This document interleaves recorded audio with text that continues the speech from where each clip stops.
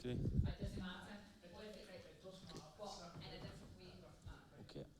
Okay. Hi everyone. Welcome to everyone in the webinar today. I know we've got people in Malaysia, India, and Singapore, so thank you all. This is the second series of a workshop with our partner HCL. My name's Matthew from Business and Creative Industries. We would like to welcome everyone here today and online.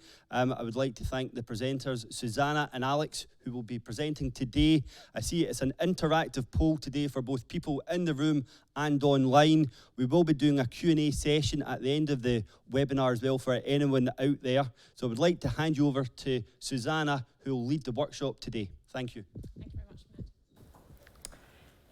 Morning, everyone, and thank you very much for your time and for joining us today. The idea, as Matt's already said, is that this is going to be a bit of an interactive session. So whilst we've got some stories to tell and explain a little bit about what we see a transformation cardiac arrest as being, actually it would be quite useful to hear stories from you guys here in the room as well, and just get a sense of some of your experiences and what you've seen as challenges and problems, and just as a group talk about that as well. And I think in all of that, talk about how it feels. It's not just about the kind of the practical planning and of the activities, but it's actually more about the outcomes and making sure that people are engaged and understand and feel all the challenges that they might be feeling along the way. So I'll be talking about that as well. So we sort of structured the session into sort of two broad sections, as it were.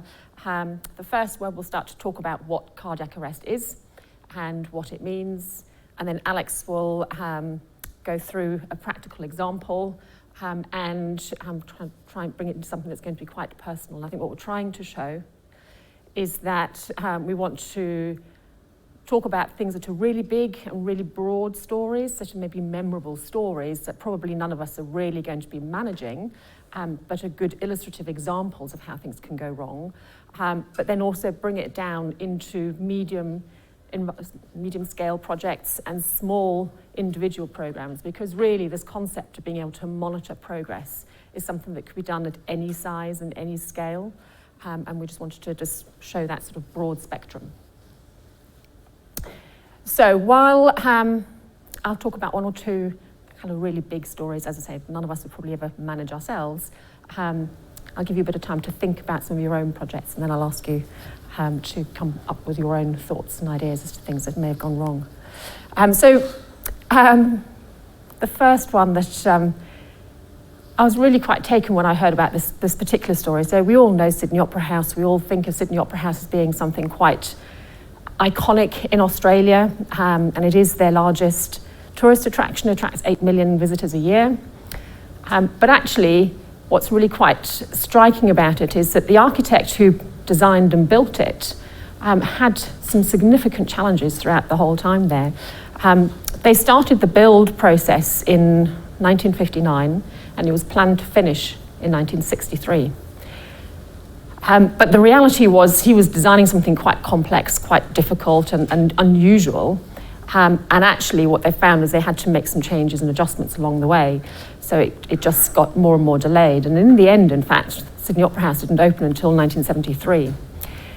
But what's particularly sad about the whole story is that the architect ended up leaving, I think it was 1964 or 65, because the political environment had changed so dramatically that he just couldn't deal with it anymore. And he felt so uncomfortable because the vision that he'd originally set out to achieve was being compromised left, right, and centre.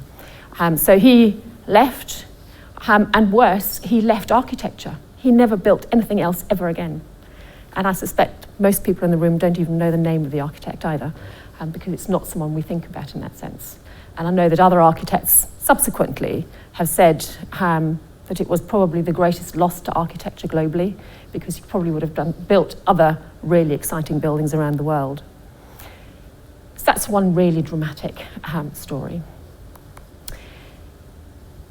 The other one that sort of struck me is that, again, we nowadays take the Channel Tunnel for granted.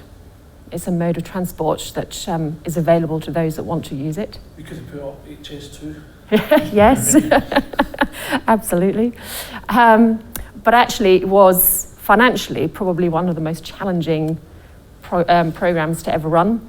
And I think it was 1996 or 97, it actually recorded the largest corporate loss ever in the UK, and had to be restructured and refinanced. And some people claim probably that even that from a financial point of view, it's been a greater drain on the UK economy than it has been a benefit. Slightly further afield, this is a picture of Kowloon train station, and there's a train link that's been built to link Hong Kong to mainland China. And it's an underground tunnel, 26 kilometres. I think it's 5 different tracks that run from Hong Kong through to mainland China. And this project, again, was started in 2010, it was due to finish in 2015. But it was also one of those a tunnel underground, geological challenges, actually site access challenges, and in the end, a typhoon caused one of the tunnels to flood. And that was sort of almost the final straw in the whole catalogue of different challenges that program had experienced, and they had to replan, and it didn't open until September 2018. And whilst probably here in Europe we're reasonably familiar with these sorts of large programs overrunning, in China, that's a significant issue. Culturally, that's a complete loss of face.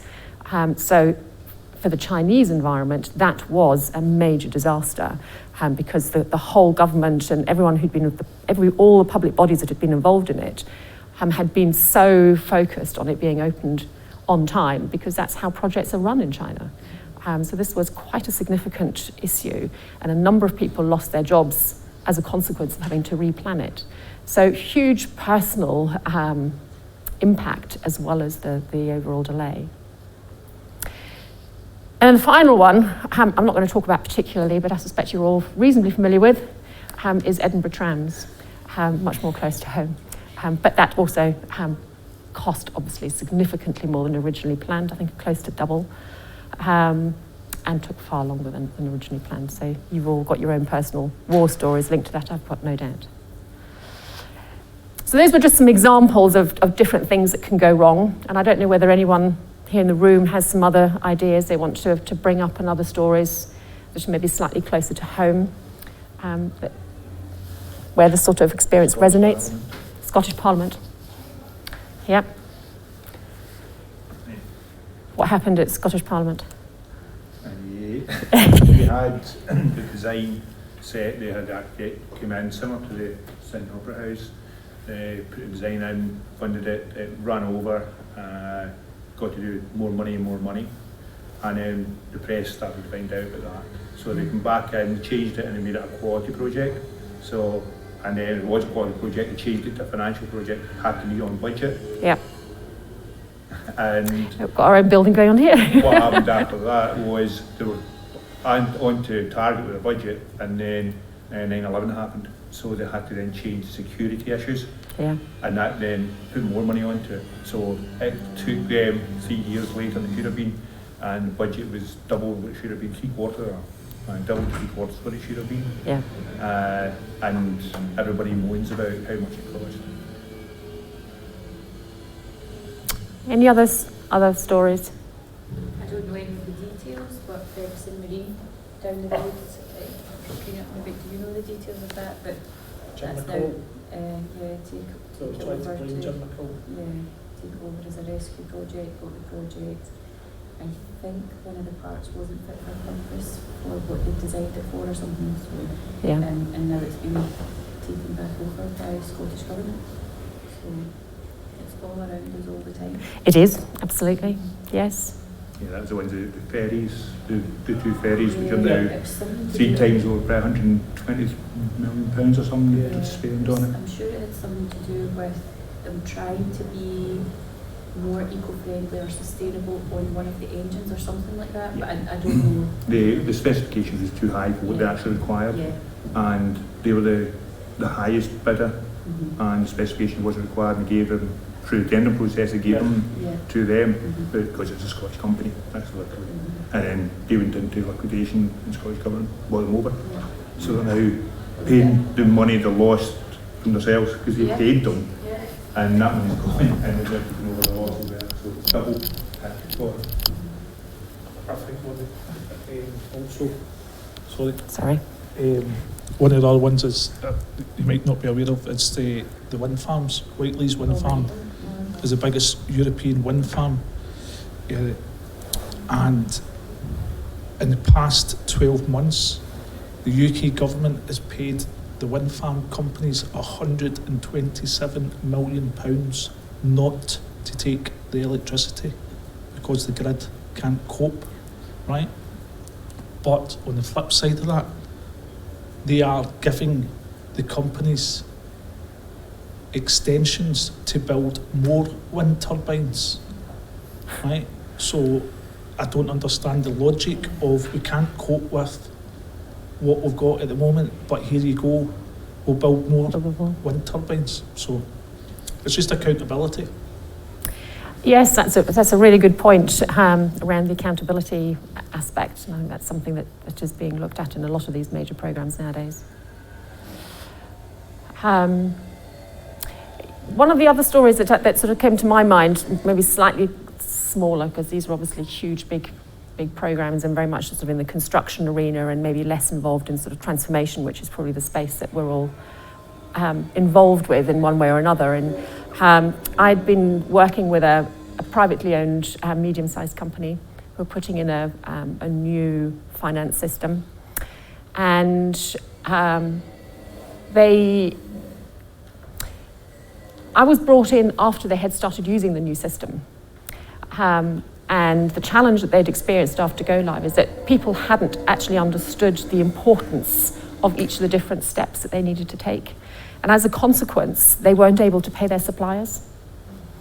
And they were essentially, and they'd been operating like this for about 3 or 4 months when I went in. And it took another 8 months to resolve the financial issues that had accrued just in that very short space of time because they couldn't pay their suppliers. And that was just, as I say, and the number of people that were involved in that were probably only about 100 or so in total that didn't know what they needed to do and trying to resolve the issues. So quite a small group of people, but actually it had a significant impact on the organisation and their whole relationship with their suppliers and their banks. We had a similar situation. Sorry, in a business I worked in before, where they owned property. So the property sat on the balance sheet, sold the property and moved. Their credit rating dropped to 0 yes. overnight. They couldn't get credit from suppliers. Right? They became cash strapped. Then the crash happened. They couldn't get money off the bank.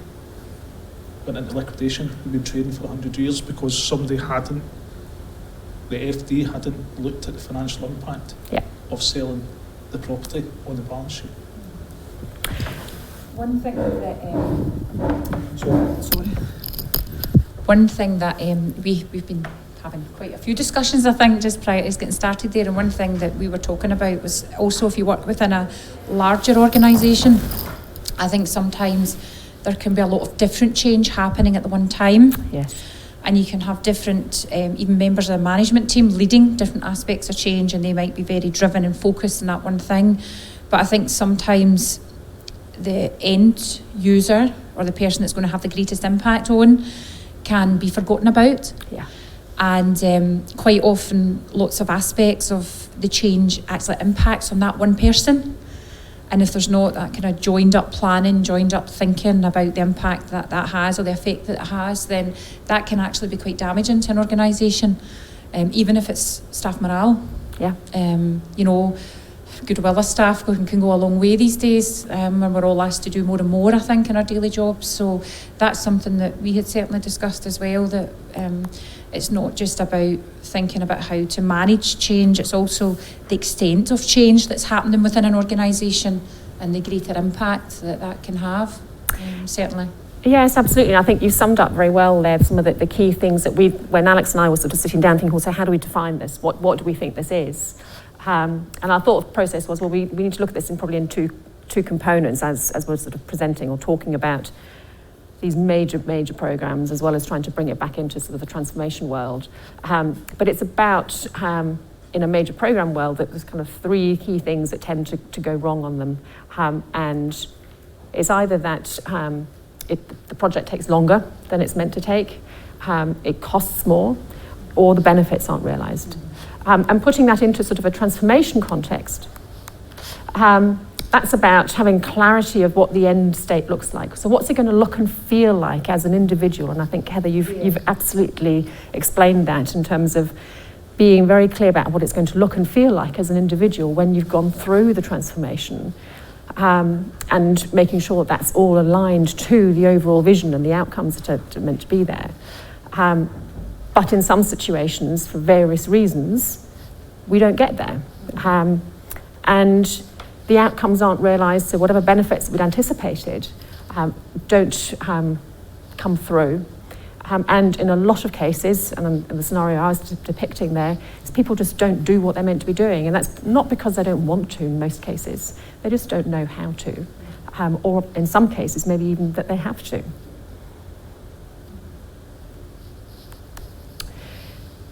But the good news is it doesn't always go wrong. So we've talked about some difficult challenges.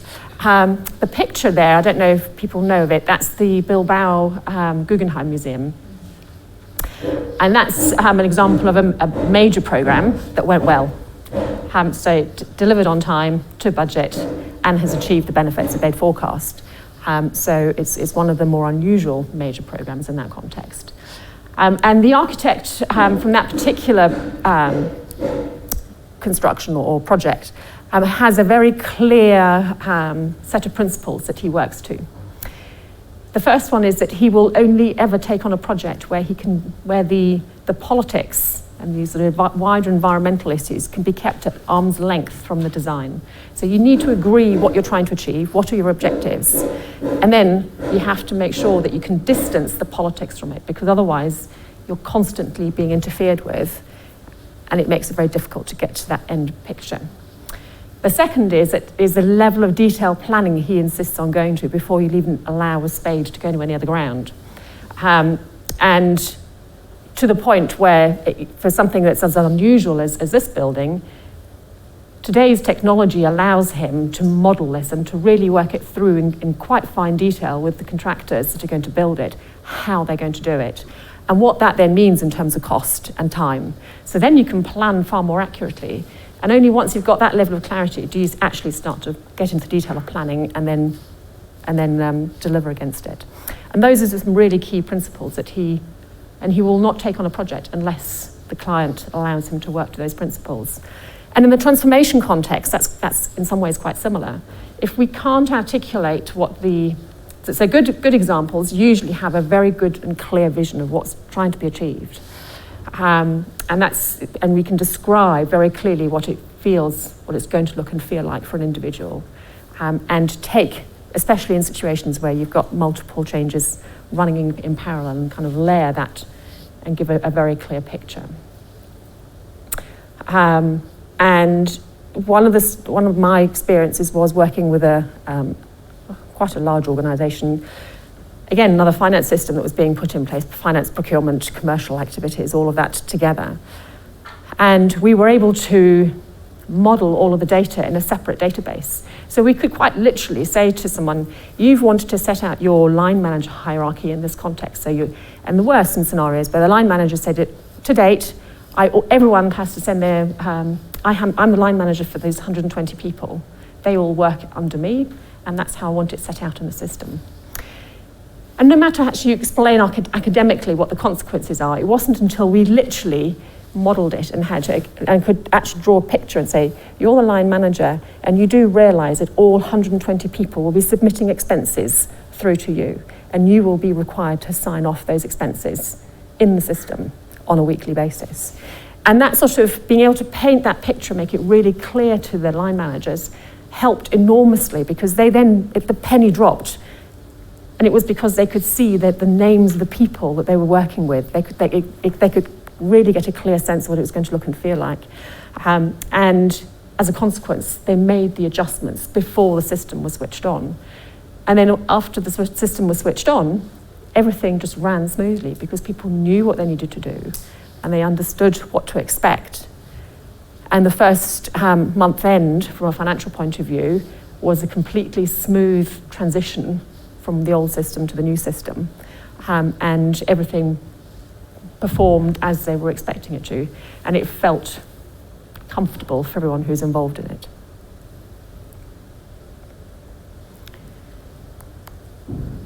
So the key principles, I guess, that we've probably all talked about at the moment are very much about that clarity of what it's going to look and feel like at the end. And really be clear on what that's going to consist of so that we can articulate it in a very practical terms. And I think we've probably all seen visions and values that are quite generic, but actually it's about how do we translate that into what does it mean for me, and being very clear with that.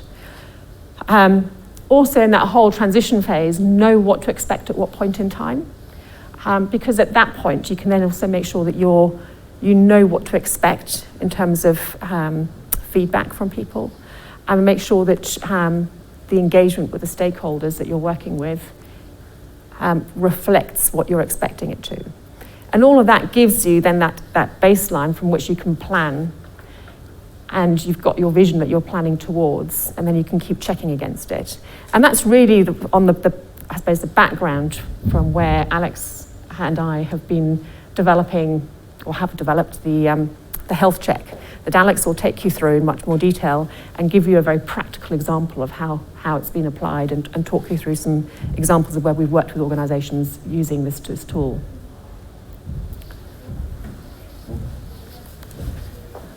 Yeah, so it's quite extreme and a bit dramatic, that cardiac arrest, if you like, and really what we mean by that is that it's a sudden stop of function, and what we wanted to work on is how can we put those checks in place to make sure that the programs are on track and do so. So that's where we've been working on this tool, and we want to, the next kind of section is bring this to life for you, and then also work through some of your practical examples, and hopefully give you some takeaways to go home and apply. So what we did was quite simply just take our toolkit.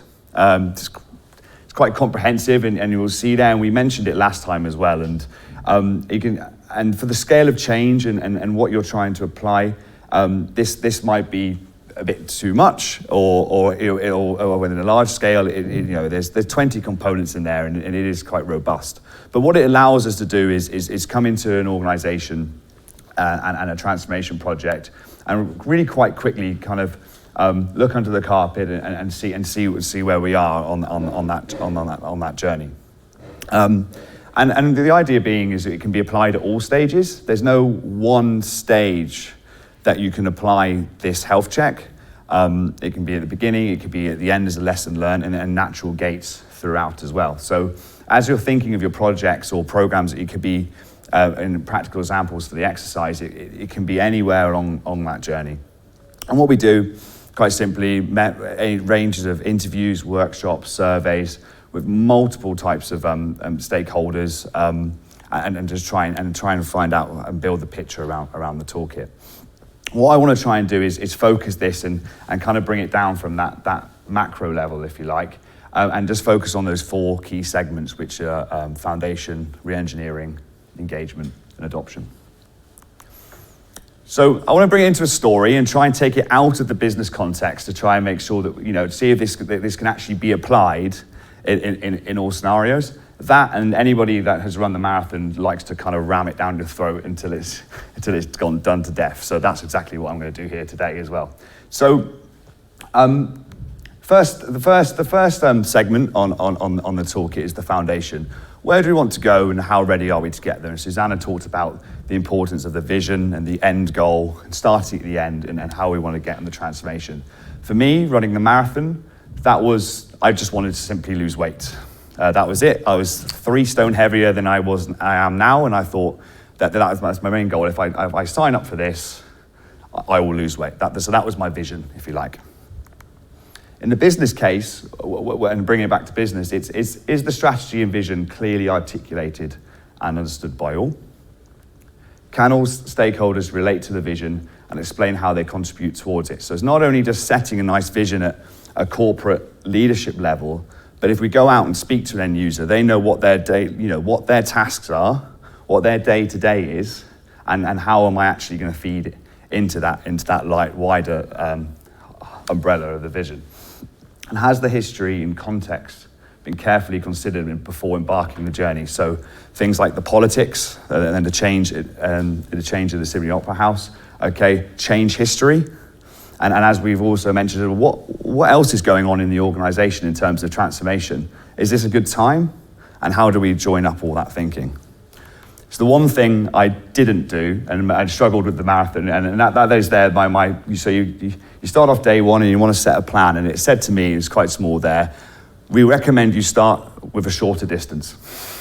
So I'd run no distance running before in my life, played rugby, but never ran on a road in a race before, and it was kind of like, are you being a bit too ambitious here right now? So I didn't take that change history into context. The next step on the wheel, we called re-engineering, is now we know where we want to go, is how do we get there, and do those steps help us realize our vision? So unfortunately, it wasn't magic overnight, waking up 1st of January and saying, right now I need to be able to run 26 miles in April. So there's lots of tiny steps there now, and it's all the early mornings, all the chafing, all the dieting, all the blisters, all those small micro steps that we have to take to get there. And are they in line? Now, obviously, for the marathon piece, it's quite simple. At all points, I was losing weight, so I was realizing my vision, so that was okay.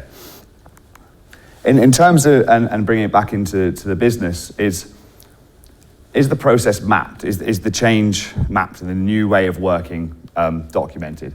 Is performance efficiency measured and continuously tested? So do we have our measures in place against those, against our vision and our strategy? And do the end users have a clearly defined role within that? Are the new ways of working clear, and we know and also behaviors, future behaviors, as well as part of transformation, where do we want to be when we come to the end? And the last one, are changes diligently assessed and captured, and mitigating actions in place to ensure success? So, bit wordy there. So what I'm really looking for, and I don't know if we've talked about, anyone doesn't, but it's kind of like change impact planning. Are we really clear about the difference between the as is and the to be, and how do we bring our organisation and our people on that journey? As you're training for the marathon, it's quite handy. You can measure those steps along the way, and the app would kind of give you tests as you went, and every training run would predict your final time. So you became a bit obsessive because you could see what it was saying you would run on the day. So every time you kind of were a bit lazy, that time dropped, and then every time you worked a bit harder, it would increase drop.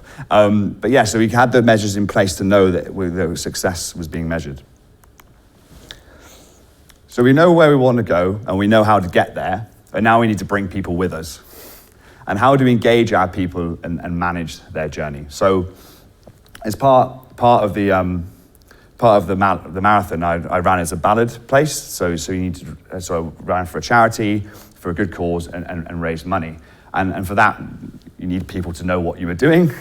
And also things like training buddies, speaking to people that had run it before, learning from them, all bringing all those people into that mix and not just doing it on your own.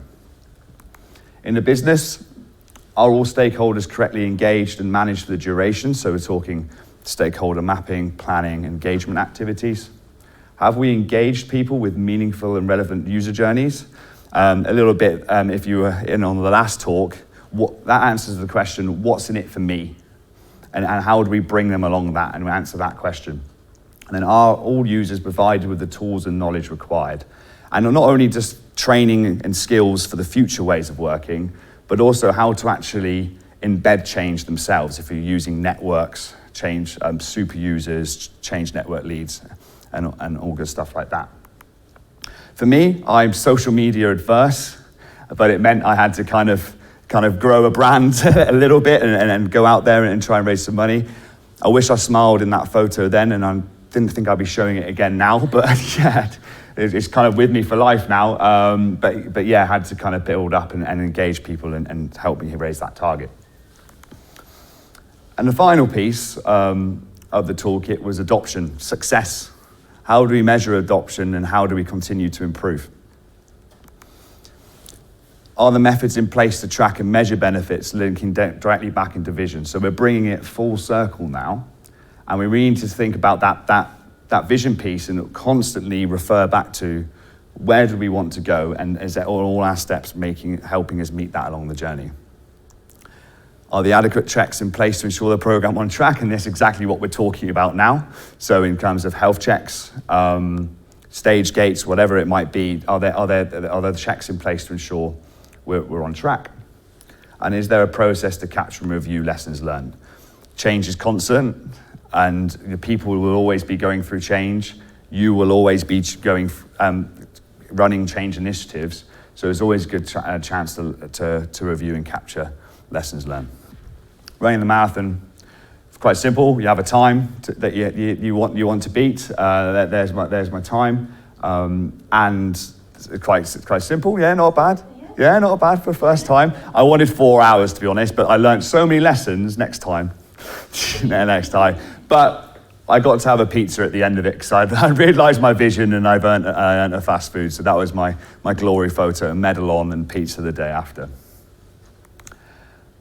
So I hope that kind of brought those segments to life a bit. And what we want to do now is give you guys the opportunity to kind of apply that in a practical exercise. So online, on the webinar, you'll have that link that you can just click through to. If you can't see the questions yet, I'll just put them live in a second. If you're in the room, please feel free to do that because we can then see the feedback as well. But also you've got the handouts to take away with you and draw on and do as you wish. We'll show there'll be criteria for each one of the segments on the next slide, which you'll all see. Try and start at the bottom level, which is level 1, heroic, and then try and work up and see what statement is most applicable to the segment. I can't remember the last point. And try and put yourself into the shoes of all stakeholders, okay? So not just how you feel about this, but if you had to ask program management, sponsors, end users, the customer, what would they say if you asked them these questions as well? So we do want to have a bit of a pause here now and probably give a few minutes to just think through this. And yeah, please fill it through online, and we'll have a good Q&A around this in a second. Thank you. Seriously, I need to make it live. There we go. Maybe I am. There we go. Cool. Right.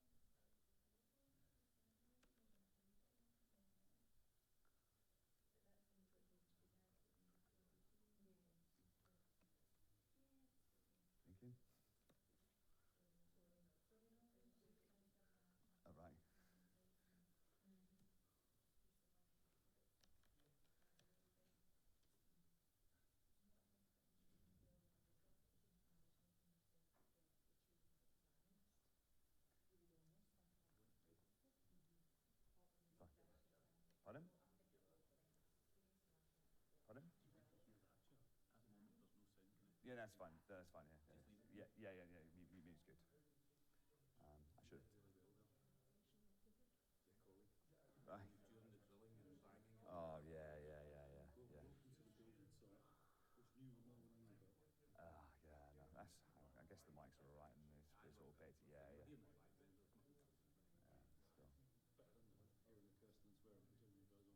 Oh right. Okay. Yeah.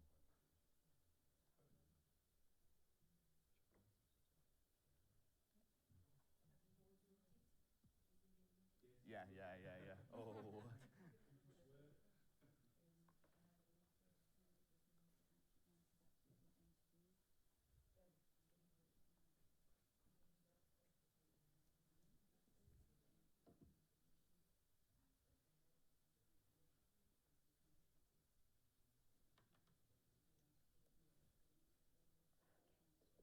What did you say it was? Imagine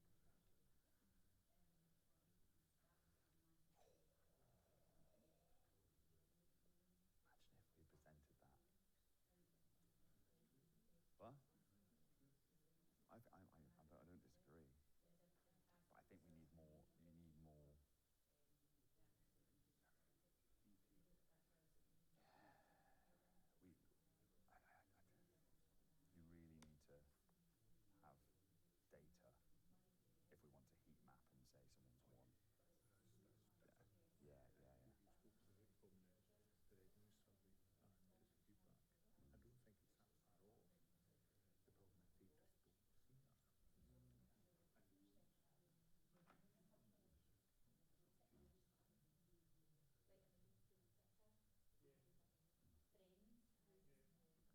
Three to go. I need them to hurry up. Yeah.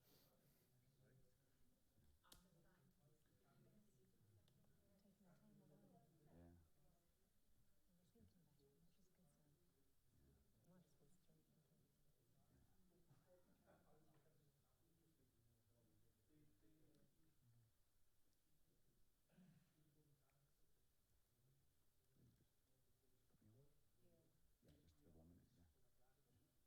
Yeah. No, yeah, just mute. Yeah, so just 1 more minute, and then we'll come back in. Thank you. Yeah, good. Cheers. Last slide. Three responses, is that? There's 3 people started. Okay. Well, we'll come back to it as well. We can always press that and then leave. Which ones would you like? I'll work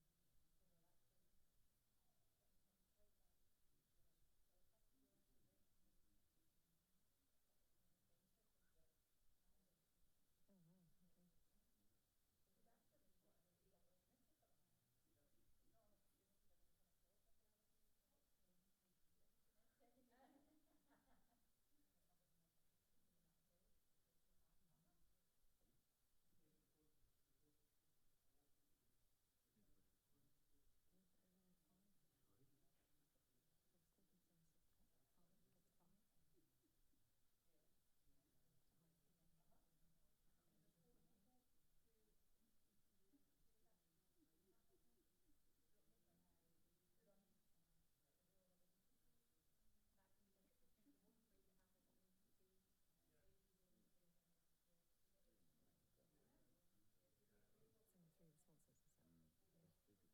you. You pick which ones you want.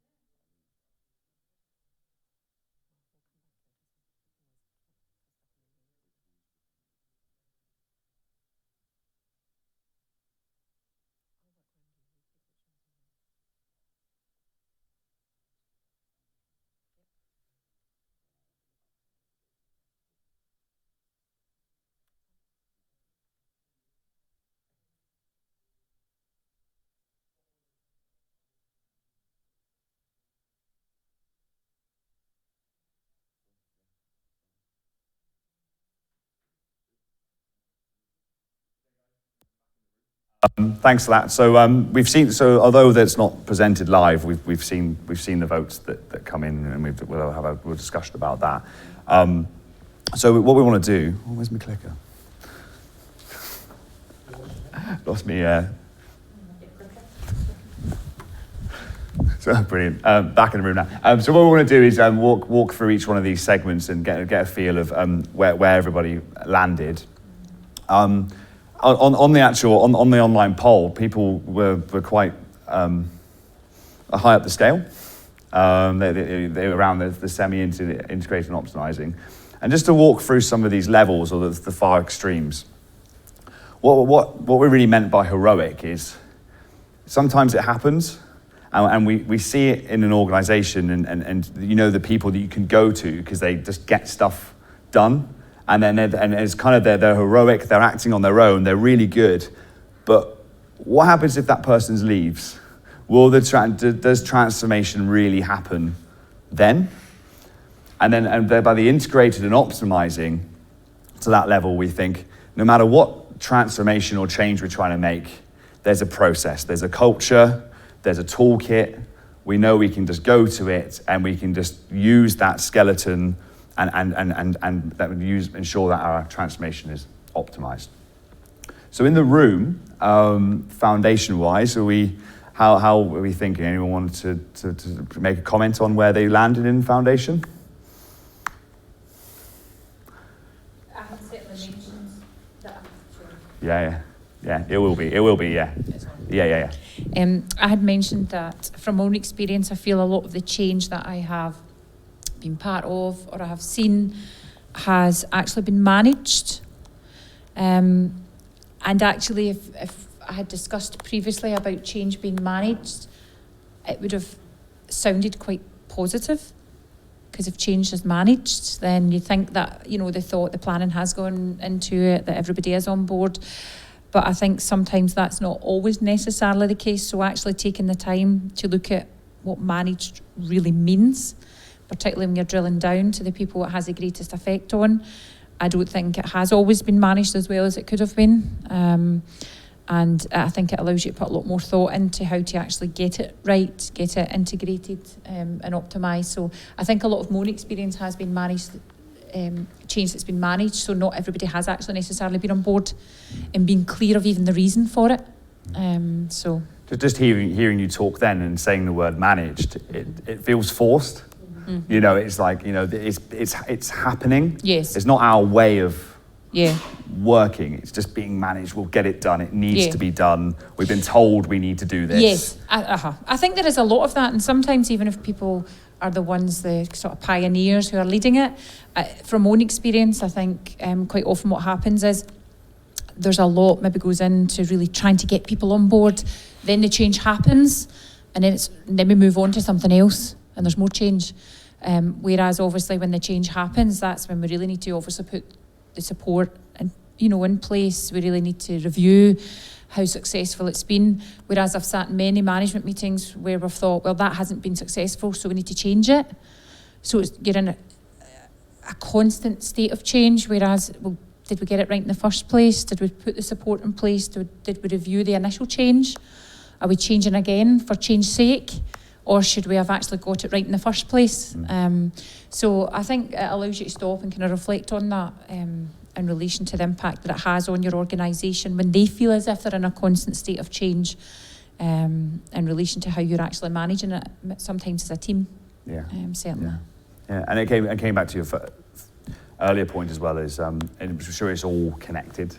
And if I had to kind of pull an example of where the five would be, it really is that leadership really bringing in the end users and running those workshops and going, that affects you on the shop floor. Well, what does that really mean? And bringing that, what could be kind of seen as bit corporate fluff of a vision and a nice video, but actually, what does that really mean in that? Well, we took it.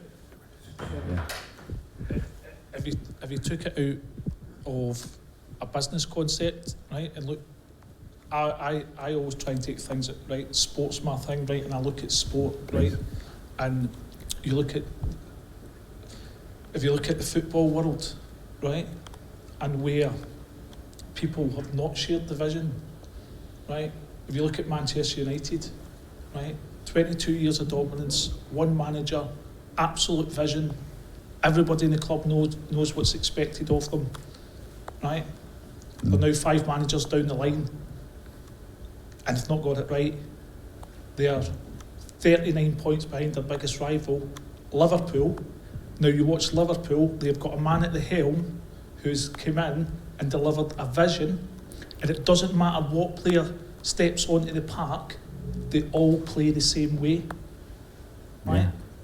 And that would be, if you want to take it out of a business context, right, and apply it in a different way, that's the sort of, and sometimes you think success will go on forever, right? And again, in Manchester, you look across the city, right, where your rivals, Manchester City, hadn't won a trophy, right? But they're now, right, and how you have to keep your eye on the ball in terms of business, right? How's the market moving?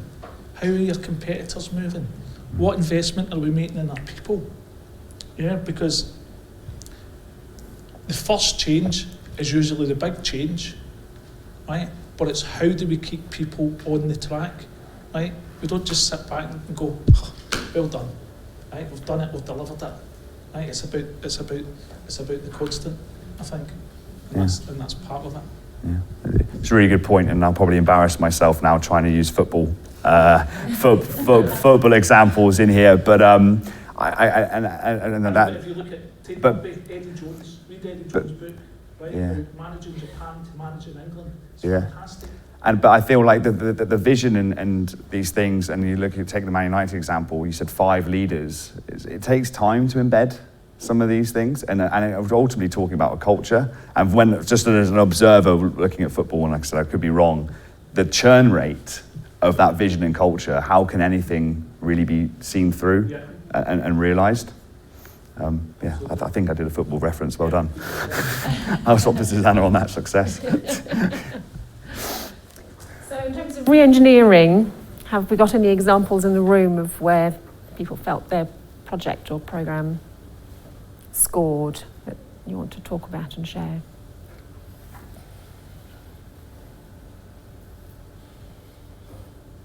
What's the online position?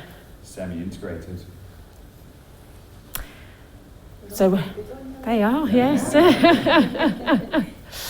So on that basis, our colleagues that are sitting online are saying that actually the end users are at the heart of redesigning what their processes are going to be, and they understand very clearly the difference between the as-is and the to-be. And I've certainly seen that happen in some environments where there's a very, very clear understanding, but there's also a lot of time invested into that process because... Absolutely, yes. Do you want to tell us about your story?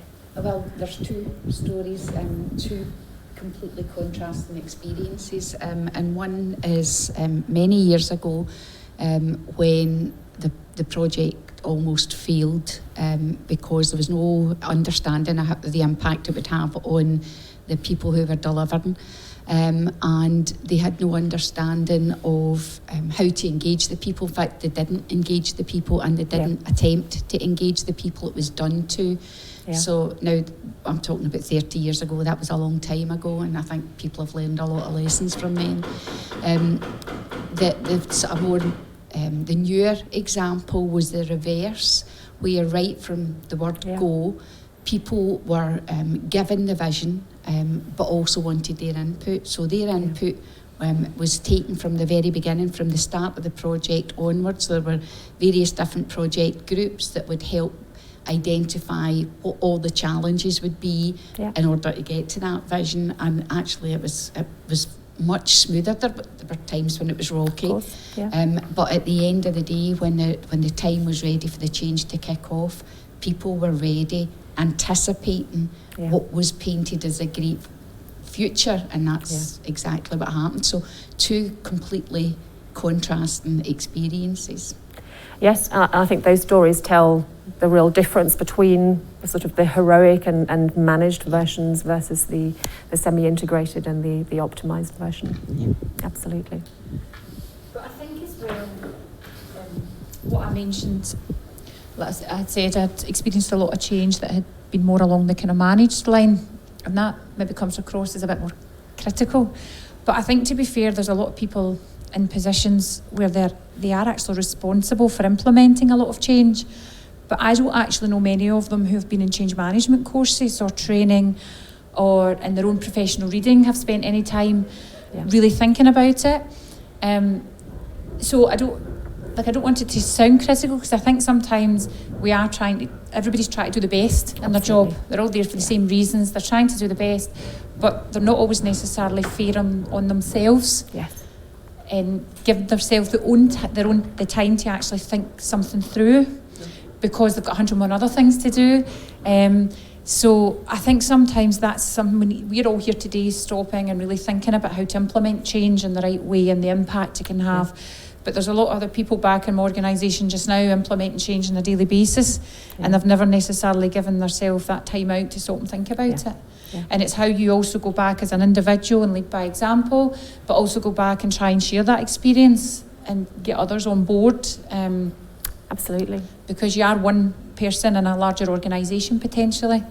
So I think it's also been fair on ourselves if we are responsible for leading change and actually thinking it through, because I don't think we are always fair on ourselves. And I think that's a really, really valid point, and I think it supports the stories that we heard over here, in the sense that actually it is about time investment, and people need to take that time out to think about it.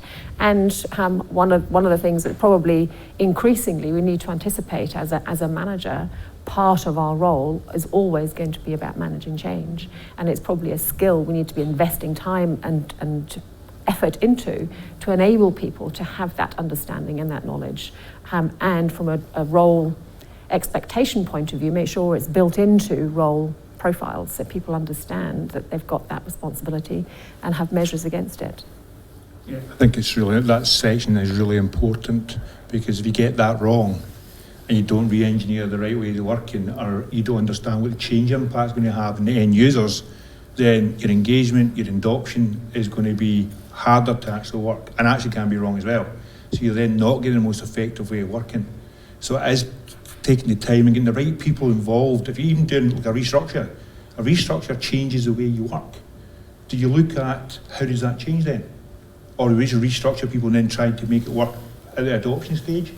That's the stage we have to think. If I'm doing a restructure or changing the way we do things, adding new ways of working in, you need to understand what that means for the end user. What does that mean to their role? What does it mean to the people they work with? Does that change? So getting that right and taking time to think that through makes it easier for your engagement, because it will then give you the information to how to engage with these people and give them the right information at the right time. And it makes it easier for them to adopt. But that stage there, people do it at a high level. They think they know what the end users do, and a lot of times they don't, and then wonder why it's not actually working, and then try and force it in. And that's where you need to use your end users or your people who have got the knowledge at that level to get them to help to design that. But I've seen that happen a lot in restructuring. We'll restructure it, but we don't restructure how we work and the way we work, and that's changing. And who we work with, and that's changing. And we don't even think about that, because it's got the restructuring. Thank you. Yes? I totally agree with what you just said there, and through experiences as well. Sometimes depends on what kind of environment you're working in, sometimes somebody, when it's management higher up and you're lower underneath, sometimes you don't take on board what management's saying, because you're not maybe sometimes always overvalued in the company. But sometimes if management approach it in a way that somebody who's a bit more senior than you in the same kind of job role, sometimes they can implement it through that individual, and then the current staff will take it on board better because they don't see it as hierarchy. Yes, and it is. It's about enabling that ownership as close to the coal front as possible, because then actually you can build that commitment. Absolutely, yes, and you get that detailed understanding, because how well do we all understand the detail of everyone else's job, regardless of what our role is in an organisation? We don't. So we need to involve the people right in the detail. Through all of that, everybody mentioned time, and we live in a world now where it's now. and for change and transformation, it just can't be. You've Yes. got to give yourself that in your plan. You have, And absolutely. also part of it is the way that communication has changed. Right? And how we communicate with our fellow colleagues, right? My absolute bugbear is email, right? Right? When people work in the same office, right? Or are downstairs, send her an email.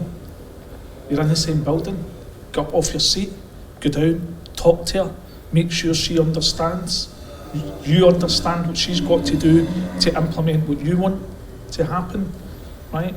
And I think one of the most important aspects is talking, Yeah. right? Let's talk, right? All the time, right? Because, and try and talk face to face, right?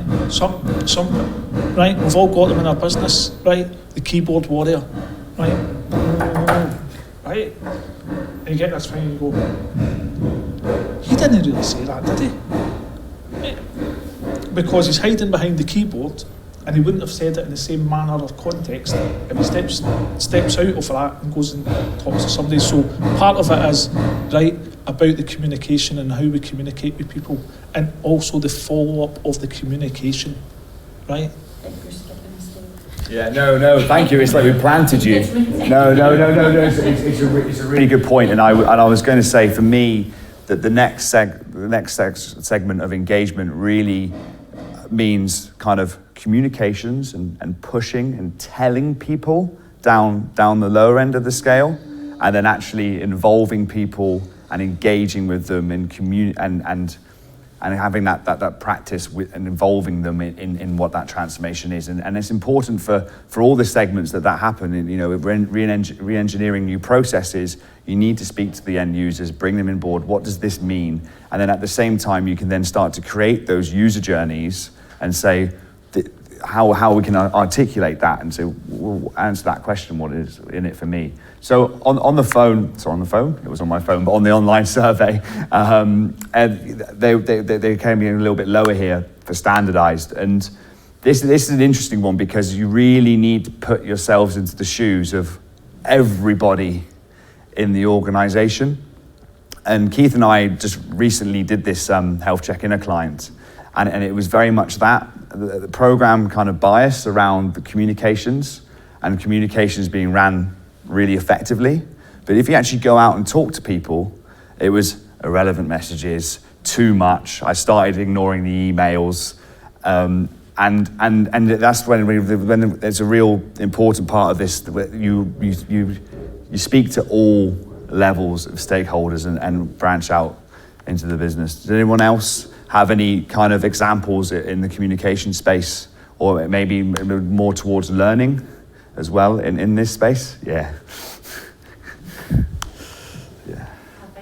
The problem is it's a blaming culture, and that's quite often why emails and documentation is put in place, so it's something to come back on when it does come to, God forbid, if it was to come to like a lawsuit or anything else, because things change, legalisation, and all work organisations quite often in care as well. I've got a care background myself, so it is quite often the way forward.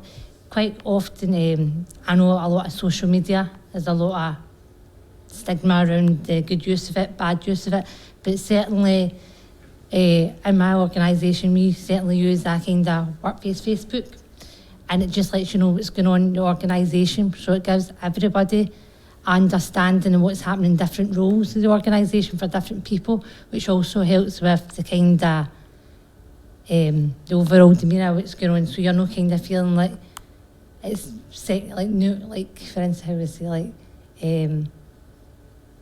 like I know what somebody higher up in the organisation's doing as well in my job role that I'm in, so it gives a good form of communication to give people an understanding what the kind of job roles are like, so when they do perceive further implementation further down the line, you can kind of see it from maybe a different angle as well. I guess, makes sense. Yeah, no, and I guess what I take from that is there's no one size fits all for communications. We all receive information in better ways, you know, social media platforms, or an email is the best way for for some people and some change. And I guess it's, again, if we speak to people and understand their wants and needs and what their journey is, and we understand the impact of that transformation, then we can actually start to say that is the best way for us to deliver that message to those users, and whatever way that might be. Thank you. I think one of the challenges with getting any communication right in a large, where there's a lot of people involved, so really large organisations, is that in the written word, people will interpret that written word differently depending on their own filters. And some people will get exactly what it is that the organisation is trying to achieve, while other people interpret it differently. And if there is no way of getting to find out exactly what people are thinking, it can often be almost lost in communication. And that can sometimes cause problems, because the picture that people have painted in their own imaginations is not the correct picture, and that can cause problems. And that's the importance of sense checking, and bring us back nicely to plug the tool. But if we're putting these checks in place as we go along, we know whether our communications are landing and whether we can adapt and change. If we don't do anything like this, we press go live on whatever our transformation is, and then we switch over, and then it's too late. So it's putting those checks in place to ensure our messages have landed and we get the future behaviours we want. I think the discussion, we talked about the project we were looking at, and there was good communication went out. The gap was people just seen it as general. What they were looking for is, how does it affect me? How is it impacting me? Can we discuss that? So it's not just about getting the communication, it's getting engagement. It's actually sitting down and talking to people, going through it with them. And I think that was a key thing that was missing in that area. They missed actually going in to talk to the end users. You're going to be impacted. How does it affect you? And showing you understand that, you understand how it's going to affect them from the re-engineering, you already know how the changes impacting them. So getting that engagement, and I think it was mentioned on the other table, is it's also good if you can get people who people can relate to, who work in that environment.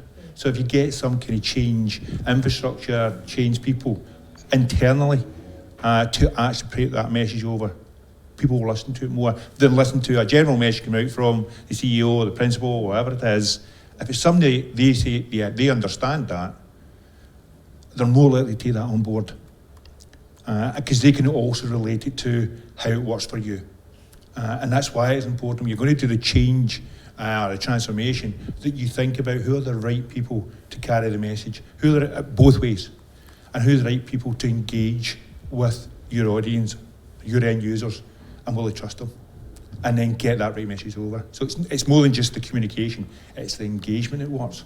Because communication get lost, but if you can engage with them, feel as if they're required, they're needed, or listening to you, who understand, you have more chance of getting buy-in, which leads on to the adoption.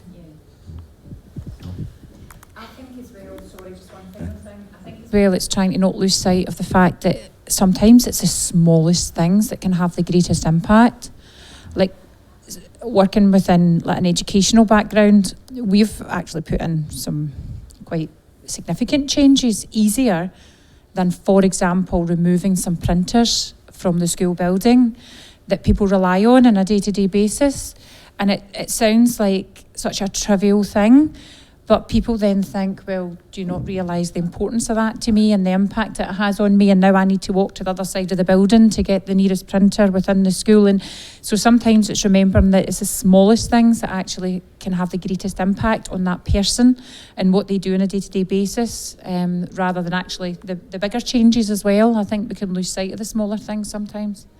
It's understanding the impact. What does that mean to that person? It's huge. It can be huge for them. And I've just wrote down something there, because I'm in the process of bringing 3 businesses together into one location, right? But I need to understand, because we're a business of 53 integrated in a community. People have worked there for 40 years, 30 years. People walk to work, right? We're going to move at least 20 miles. Right? But I need to engage, right? And I need to understand what their life is outside of work, right? By moving 20 miles, what does that mean? Because right, at this moment in time, I don't know if that guy needs to be home at 4 o'clock because he needs to be home for his kids, right? I don't understand if people are carers, right? Now, I don't have a magic wand. I can't fix everything, right? But at least I need to listen and I need to understand, right? And I need, if possible, to come up with a practical solution for people who I think still have value to the business when we move. So I've taken that out of that. Thank you for sharing, because that's a really powerful point. Really powerful point. Thank you. So then the final section on our toolkit wheel and in the sort of the overall health check is the adoption piece. So I don't know what were the online responses, Alex, to the adoption section. And while Alex is getting that out and having a look, has anyone got anything that they want to comment on? So the online community had put themselves back at the semi-integrated level. So from that point of view, felt that they'd taken lessons learnt and they had incorporated that and used that as part of their whole process. And they were ready to continue to change. So that sounds like some really good experience on the phone, as it were, or on the web. Any vacancies?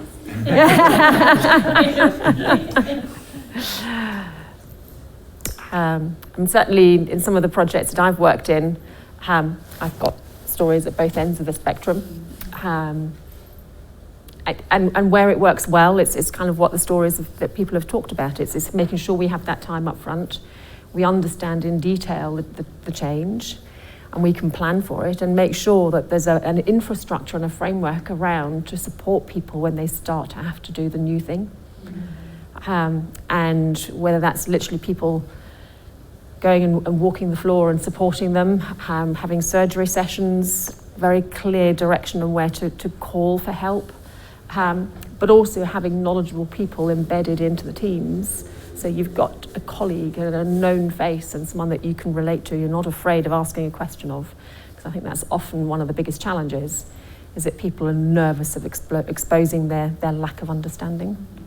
I think also if people are allowed to contribute to the way that the work is going to take place or whatever the change is, then if it's been their idea, they want to make sure it's going to be successful as well. So the more you can get people or allow people to contribute to the best way to move forward, the more likely you are to get success. It's when you don't take them into consideration, then they're going to be the first to complain about it. Absolutely, yes. Yes, and that builds on the point that you've just made around making sure you listen and understand the challenges that your team's going to have if you're going to move the office 20 miles down the road. Yeah. It's also important that when you actually make the change, and it's that day it changes, it's just a day. Yes. It's what happens after. And that's what a lot of times we go into projects and everybody works up to the go live day and we've changed it and then everybody disappears. And that's the time, your 30 days, your 60 days, your 90 days after it, it's when everybody's now impacted with the change. And then the support seems to disappear. Especially when you get to that 30, 60 days. And if things are not working the way you think it should be working, there are issues, that adoption then, people just say it doesn't work. That's why people say change never works. We don't get this, we don't get that. And it's because the support after it's not been there. Yeah. So how do we support? And it's critical you put in that adoption for people to adopt is don't leave them after you've put it in. So if you're getting that change where people are going to have to move, make sure you're there for that, at least that 90 days to help them. Because that's the time they need you. So you understand it, you put your process in place to make it work, and then make it work, but you support people through it, because change takes time to adopt. That was one thing I was going to mention, actually, just linked to that is, I think when you start, you're almost talking about aspects of almost like a cultural change within an organisation, because when we start to implement it well, I think employees are also less fearful of future change Whereas if it hasn't been implemented well in the past, they hear there's change coming and it can be very unsettling. Whereas when we start to change the culture of how we approach change, I think that it means that sometimes employees can be more open to it in the future, more open to adopting it and things rather than being fearful of it, that it's almost something that's happening to them and they're not part of it. It's the importance of that context piece and doing change well, because even though it's a different program or it's completely coming from a completely different part of the organisation, that person's and then what they're feeling is important, and the behaviours we want from them. So hopefully running through that tool, it gave you all an idea of how it can be implemented in a multitude of projects and programs. And my important takeaway from all that is it is a good way of just stepping back. And as was mentioned, it was everyone's constantly going through change, and it's just to be reflective, just for a moment, even it's just to read a simple sheet.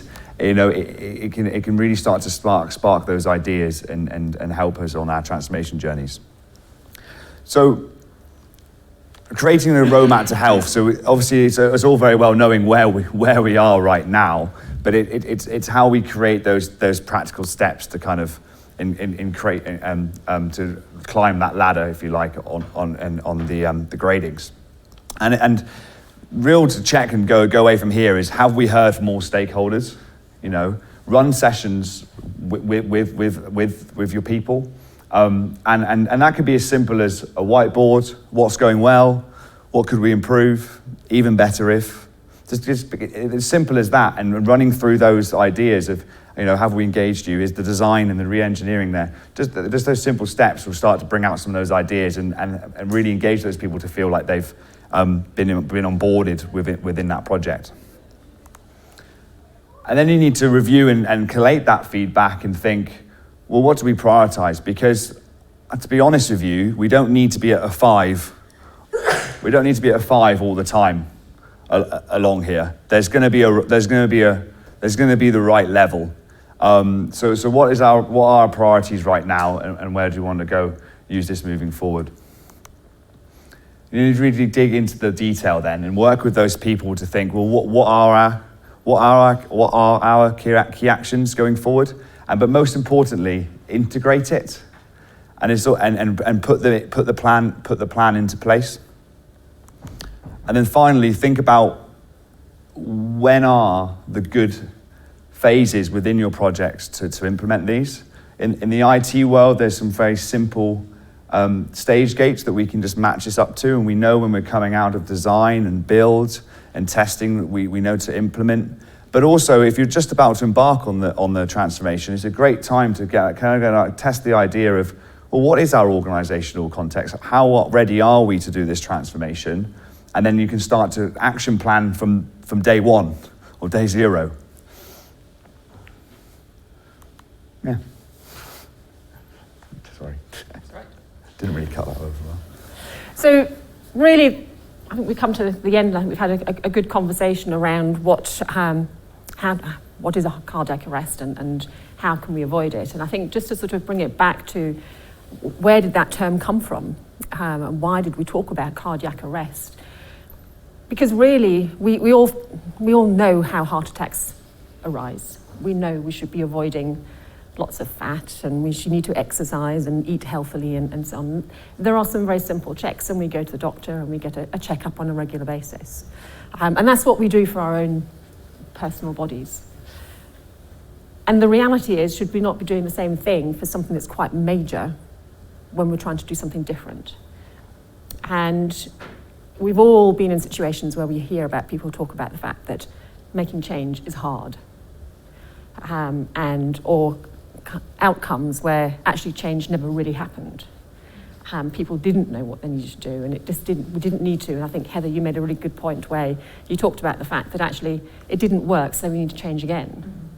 And actually, those are all symptoms of a heart attack or a cardiac arrest in this context. And that's sort of where the term originally came from. And sort of the context of, well, really, we need to be putting something in place to help us check how we get to that and how we can prevent it, and what can we do that's preventative, that enables us to get to that good outcome. And that's the sort of thinking behind having this health check. And as Alex has said, you could utilise this at any point or multiple points. And we would certainly argue that really you should be doing this on multiple points, and you should use it right at the beginning, at the outset, so you have an understanding of what your landscape looks like. And you understand maybe the differences in different departments. So you can then address them, and that goes back to some of the points that have been talked about in the room around engaging with people and understanding how it affects them. It'll affect different groups of people differently, and how are they going to respond best, and how do we engage them throughout that whole process and help them understand at a really early point what's going to be different. And it's all about going back to that real clarity, having a real sense of vision as to what is it that's going to be the end outcome, and know exactly what we're trying to achieve by the whole programme. Understand what we want to achieve at any one given point in that programme. Alex talked about the stage gates that we use in IT implementations, but any other change, like the marathon run that Alex had, he had his goals set out throughout that period, and he knew whether he was on track or off track, and he could adjust and he could do something about it. And that's the same principle that we could utilise in any other change programme. And then you know what your baseline is. So if you do this right up front, you know what you're starting from. You can put in your checkpoints, you know what you're trying to achieve, and you work out how you're going to get to that point. And then you keep checking, and you keep checking again. And it's no different to making sure I eat my 5 a day and keep my body fit, I have my exercise, and know when I'm going off track. And that's sort of the context and the story behind having the topic that we've chosen for today. So we thought we'd open it up for further questions. So I don't know, people who are online, if you have questions, I think you can put them into the chat, and we'll read them out and answer them. I don't know if there's any other further questions people have in the room that they want to raise.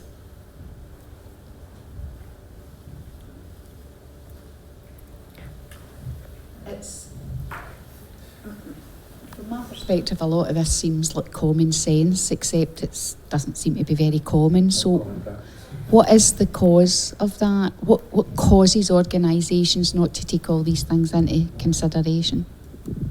That's a really, really good question, and one we see on a regular basis. And I think actually, in some ways, it's been articulated in the room already, because people have got lots on their plate. And I think you're given a task, and you focus on that task, but you've also got 15 others or 20 others. And it's about bringing that together. And I think some of the challenge that organisations have these days is, as I think you mentioned, everything's expected in nanosecond pace. So even as a senior director in an organisation, there's an expectation that you can solve things and do things quickly, and you've probably got 5 or 6 or 10 or 20 different activities that you're trying to manage. And it's about the challenge is, how do you build time into the infrastructure that you're within to give you that headspace to think and plan and then consider it. Yeah, I think it's also about leadership buy-in, sponsorship, and if they're buying into it and sponsoring it and want it to happen, there's more chance that it will happen because you'll get that support. It's when priorities change within organisations, and you're a priority last week and there's a new priority next week, but that's again back into your health check. If that's happening, how is that managed? How do we deal with it? So it's you being then proactive about it, not reactive. So it is thinking about how do I manage that, because you know it's going to happen at certain times. I need to then, how do I think about it? How do I manage it? What's the best ways of dealing with it? But if you get your leadership buy-in, sponsorship for it, you have more chance of actually getting the support right through, and then convincing them the change part of it works. Yes, and I'd argue it's even more than leadership buy-in. I think it needs to be owned, and I think accountability was one of the terms that was used earlier. And I think it's about that accountability and ownership at the leadership table. But recognising that these people are under no less pressure than anyone else in the organisation is.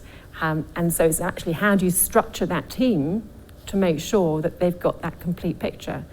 And I think someone mentioned the fact that there's often change upon change upon change, and there's layers of different activities going on. And you may not even know that that's happening in other parts of the organisation. But somehow everything feeds up to the top table. So that top table needs a view of everything that's going on, so they can then start to look at the holistic picture. You're very over time. Okay. That's fine. Well, if there's no other questions, thank you all very much for your participation. It's been great fun. We've thoroughly enjoyed having the conversation with you. The slides will be online, and the tool that we've had in the room, some will also be available through LinkedIn, so that people can utilise it from there as well. Thanks for your Thank you. guys. Brilliant.